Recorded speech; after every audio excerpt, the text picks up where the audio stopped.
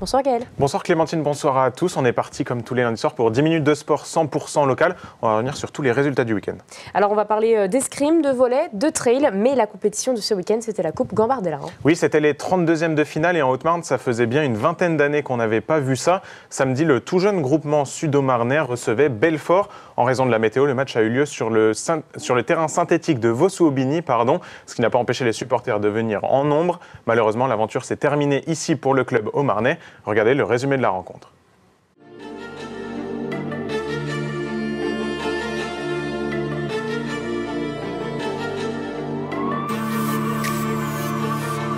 Ce sont les Lyonceaux Belfortins en bleu qui entament le mieux la rencontre.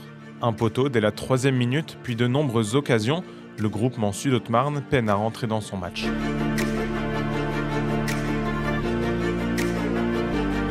Un temps faible, conclu par l'ouverture du score de Belfort. Sur un coup franc direct, le capitaine Naël Bouledjouidja, fer de lance des Belfortins, trouve le petit filet au Marnais. Avec un brin de réussite, les locaux reviennent finalement au score peu avant la mi-temps, à la suite d'un corner dévié et d'un contre son camp, un partout à la pause.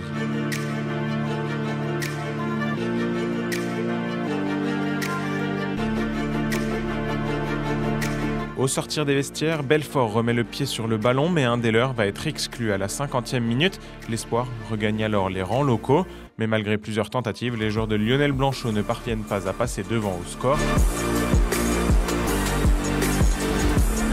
Jusqu'à cette 90e minute cruelle, d'un coup de patte brossé, l'entrant Zakaria Meideb crucifie Cléo Brahimi et les siens.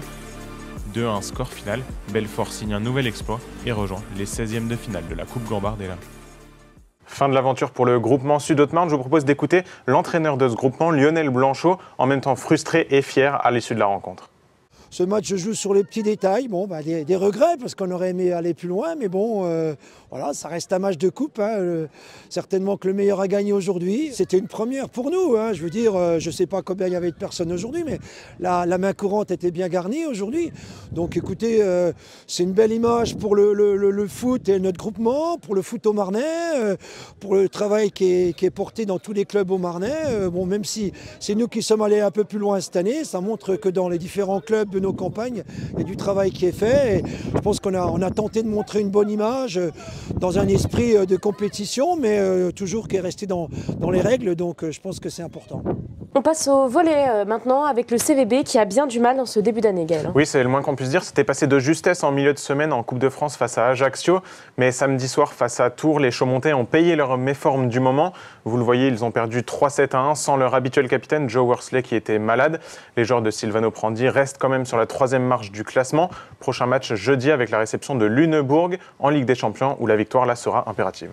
Dans le même temps, les joueurs de Saint-Dizier, eux, se sont plutôt imposés. Oui, eux ont réussi leur rentrée 2025 à domicile. Les joueurs du CO Saint-Dizier ont dominé les Meurthe-et-Mosellans de Jarny. Les deux premiers sets sont globalement maîtrisés par les partenaires de Nicolas Danco, 25-18 puis 25-20. Petit trou d'air néanmoins dans le 3e set qui permet à Jarny d'en profiter.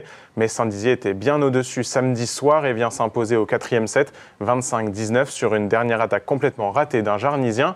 4e victoire cette saison pour le COSD qui prend le large sur la zone de relégation. On fait 3-1, on aurait pu faire 3-0, ce qui aurait été mieux au niveau des points pour le classement. Mais c'est une victoire, donc on prend quand même, parce qu'on en a besoin des victoires. On a eu quelques progrès par rapport au début de saison, on voit qu'il y a toujours des petits trucs qui pêchent, donc ça pareil, il va falloir retravailler l'entraînement. Mais au point de vue collectif, on commence à avoir des automatismes tous ensemble, on se trouve, donc ça commence à produire un bon petit niveau, quoi. Prochain match pour le COSD, c'est ce samedi, ce sera encore à domicile face à Utes-Thionville. Et cette fois-ci, on clôt les sports collectifs avec 2 résultats de basket. Oui, sur les parquets aussi, c'était la reprise ce week-end. La Gauloise de Vitry en National 3 s'est imposée largement à domicile face à la lanterne rouge du classement Épinal-Golbet.